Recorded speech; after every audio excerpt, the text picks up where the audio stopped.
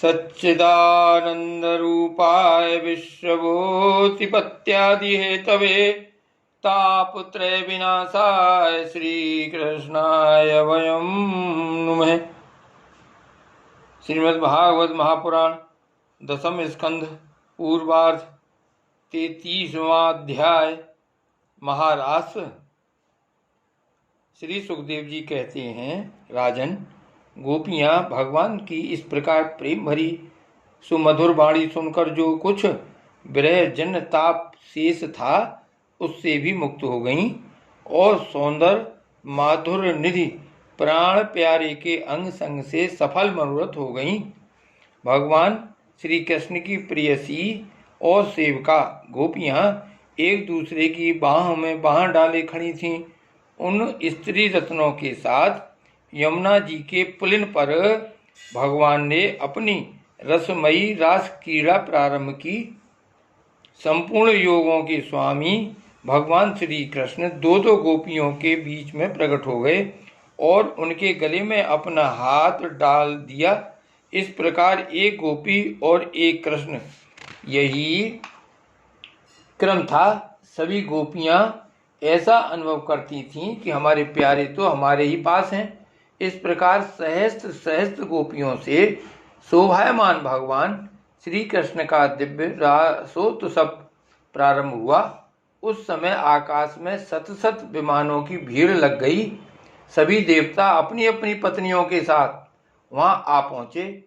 रासोत्सव के दर्शन की लालसा से, उत्सुकता से उनका मन उनके बस में नहीं था। स्वर्ग की दिव्य दुमदुमियां अपने आप बज उठीं। स्वर्गीय पुष्पों की वर्षा होने लगी। गंधर्वगण अपनी अपनी पत्नियों के साथ भगवान के निर्मल यश का गान करने लगे। राजमंडल में सभी गोपियां अपने प्रियतम श्याम सुंदर के साथ नृत्य करने लगीं। उनकी कलाइयों के कंगन, पैरों के पायजेब और करधनी के छोटे छोटे घुंघरू एक साथ बज उठे। असंख्य गोपियां थीं, इसलिए यह मधुर ध्वनि भी बड़े ही जोर की हो रही थी। यमुना जी की रमण रेती पर व्रत सुंदरियों के बीच में भगवान श्री कृष्ण की बड़ी अनोखी शोभा हुई। ऐसा जान पड़ता था मानो अगणित पीली पीली दमकती हुई सुवर्ण मणियों के बीच में ज्योतिर्मयी नीलमणि चमक रही हो। नृत्य के समय गोपियां तरह तरह से ठुमक ठुमक कर अपने पांव कभी आगे बढ़ाती और कभी पीछे हटा लेती। कभी गति के अनुसार धीरे धीरे पांव रखती तो कभी बड़े वेग से, कभी चाक की तरह घूम जाती, कभी अपने हाथ उठा उठा कर भाव बताती तो कभी विभिन्न प्रकार से उन्हें चमकाती, कभी बड़े कलापूर्ण ढंग से मुस्कराती तो कभी भौं मटकाती। नाचते नाचते उनकी पतली कमर ऐसी लचक जाती थी मानो टूट गई हो। झुकने, बैठने, उठने और चलने की फुर्ती से उनके स्तन हिल रहे थे तथा वस्त्र उड़े जा रहे थे। कानों के कुंडल हिल हिलकर कपोलों पर आ जाते थे। नाचने के परिश्रम से उनके मुंह पर पसीने की बूंदें झलकने लगी थीं। केसों की चोटियां कुछ ढीली पड़ गई थीं। नीवी की गांठें खुली जा रही थीं। इस प्रकार नटवर नंदलाल की परम प्रियसी गोपियां उनके साथ गा गा कर नाच रही थीं। परीक्षित, उस समय ऐसा जान पड़ता था मानो बहुत से श्री कृष्ण तो सामने सामने मेघमंडल हैं और उनके बीच बीच में चमकती हुई गोरी गोपियां बिजली हैं। उनकी शोभा असीम थी। गोपियों का जीवन भगवान की रति है, प्रेम है। वे श्री कृष्ण से सटकर नाचते नाचते ऊंचे स्वर से मधुर गान कर रही थीं। श्री कृष्ण का संस्पर्श पा पाकर और भी आनंद मगन हो रही थीं। उनके राग रागनियों से, पूर्ण गान से यह सारा जगत अब भी गूंज रहा था। उनके राग रागनियों से, पूर्ण गान से यह सारा जगत अब भी गूंज रहा है। कोई गोपी भगवान के साथ उनके स्वर में स्वर मिलाकर गा रही थीं। वह श्री कृष्ण के स्वर की अपेक्षा और भी ऊंचे स्वर से राग अलापने लगी। उसके विलक्षण और उत्तम स्वर को सुनकर वे बहुत ही प्रसन्न हुए और वाह वाह करके उसकी प्रशंसा करने लगे। उसी राग को एक दूसरी सखी ने ध्रुपद में गाया, उसका भी भगवान ने बहुत सम्मान किया। एक गोपी नृत्य करते करते थक गई, उसकी कलाइयों से, कंगन और चोटियों से बेला के फूल खिसकने लगे। तब उसने अपने बगल में ही खड़े मुरली मनोहर श्याम सुंदर के कंधे को अपनी बाह से कसकर पकड़ लिया। भगवान श्री कृष्ण ने अपना एक हाथ दूसरी गोपी के कंधे पर रखा था। भगवान श्री कृष्ण ने अपना एक हाथ दूसरी गोपी के कंधे पर रखा था। वह स्वभाव से तो कमल के समान सुगंध से युक्त था ही, उस पर बड़ा सुगंधित चंदन का लेप भी था। उसकी सुगंध से वह गोपी पुलकित हो गई, उसका रोम रोम खिल उठा। उसने झट से उसे चूम लिया। एक गोपी नृत्य कर रही थी, नाचने के कारण उसके कुंडल हिल रहे थे, उनकी छटा से उसके कपोल और भी चमक रहे थे। उसने अपने कपोलों को भगवान श्री कृष्ण के कपोल से चटा दिया। उसने अपने कपोलों को भगवान श्री कृष्ण के कपोल से सटा दिया और भगवान ने उसके मुंह में अपना चबाया हुआ पान दे दिया। कोई गोपी नूपुर और करधनी के घुंघरुओं को झनकारती हुई नाच और गा रही थी। वह जब बहुत थक गई तब उसने अपने बगल में ही खड़े श्याम सुंदर के शीतल कर कमल को अपने दोनों स्तनों पर रख लिया।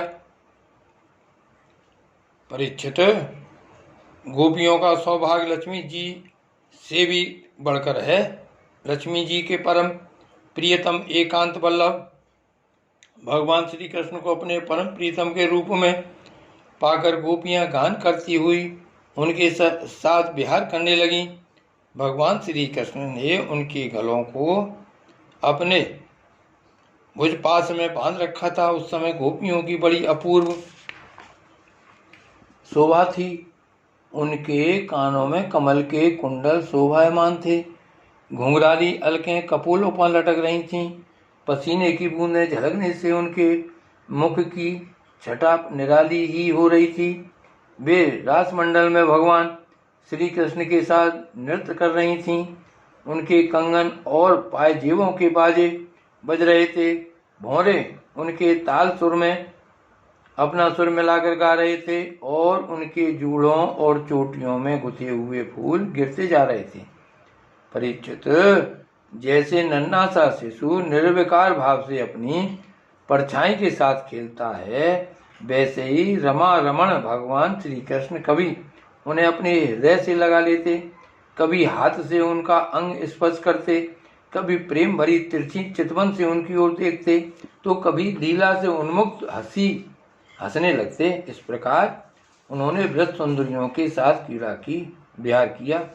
परीक्षित, भगवान के अंगों का संस्पर्श प्राप्त करके गोपियों की इंद्रियां प्रेम और आनंद से विह्वल हो गईं। उनके केश बिखर गए, फूलों के हाथ टूट गए और गहने अस्त व्यस्त हो गए। वे अपने केश, वस्त्र और कंचुकी को भी पूर्णतया संभालने में असमर्थ हो गईं। भगवान श्री कृष्ण की यह रास क्रीड़ा देखकर स्वर्ग की देवांगनाएं भी मिलन की कामना से मोहित हो गईं और समस्त तारों तथा ग्रहों के साथ चंद्रमा चकित विस्मित हो गए।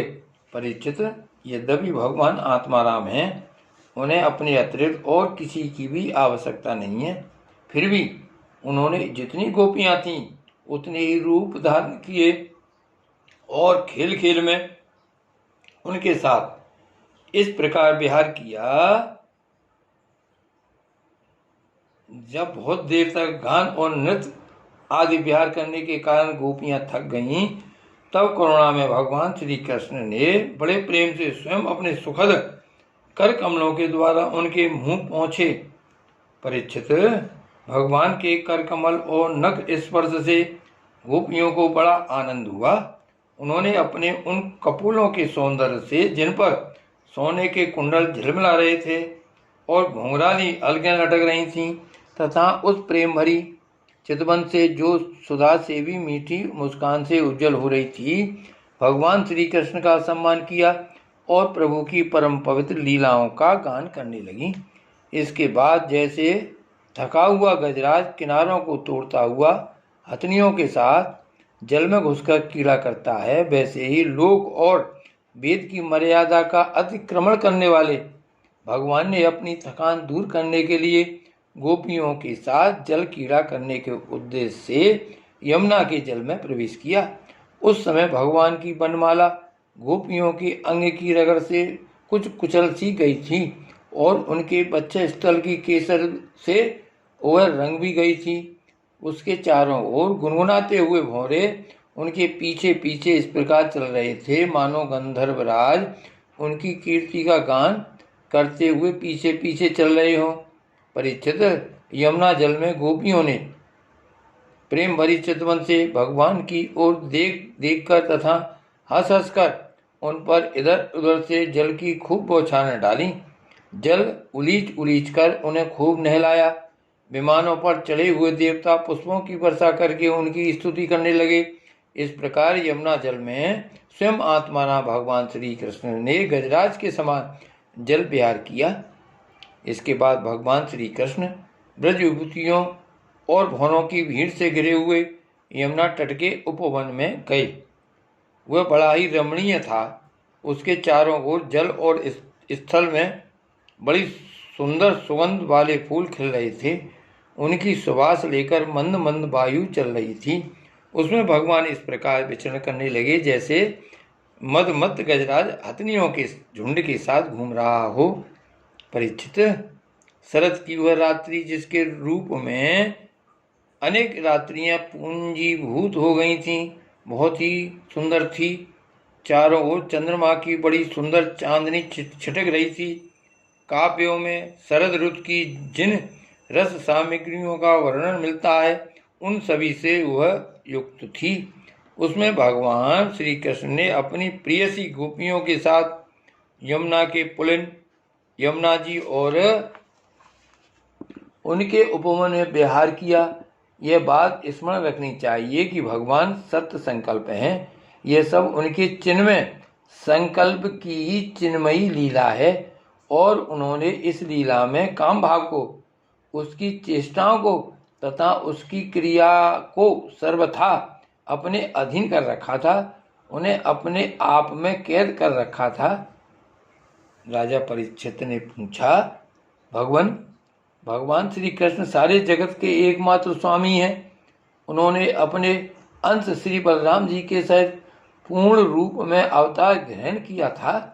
उनके अवतार का उद्देश्य ही यह था कि धर्म की स्थापना हो और अधर्म का नाश। ब्राह्मण वे धर्म मर्यादा के बनाने वाले, उपदेश करने वाले और रक्षक थे। फिर उन्होंने स्वयं धर्म के विपरीत पर स्त्रियों का स्पर्श कैसे किया? मैं मानता हूँ कि भगवान श्री कृष्ण पूर्ण काम थे। उन्हें किसी भी वस्तु की कामना नहीं थी। फिर भी उन्होंने किस अभिप्राय से यह निंदनीय कर्म किया? परम ब्रह्मचारी मुनीश्वर, आप कृपा करके मेरा यह संदेह मिटाइए। श्री सुखदेव जी कहते हैं, सूर्य, अग्नि आदि ईश्वर समर्थ कभी कभी धर्म का उल्लंघन और साहस का काम करते देखे जाते हैं, परंतु उन कामों से उन तेजस्वी पुरुषों को कोई दोष नहीं होता। देखो, अग्नि सब कुछ खा जाता है परंतु उन पदार्थों के दोष से लिप्त नहीं होता। जिन लोगों में ऐसी सामर्थ्य नहीं है उन्हें मन से भी ऐसी बात कभी नहीं सोचनी चाहिए। शरीर से करना तो दूर रहा, यदि मूर्खतावश कोई ऐसा काम कर बैठे तो उसका नाश हो जाता है। भगवान शंकर ने हलाहल विष पी लिया था, दूसरा कोई पिए तो वह जलकर भस्म हो जाएगा। इसलिए इस प्रकार के जो शंकर आदि ईश्वर हैं, अपने अधिकार के अनुसार उनके वचन को ही सत्य मानना और उसी के अनुसार आचरण करना चाहिए। उनके आचरण का अनुकरण तो कहीं कहीं ही किया जाता है।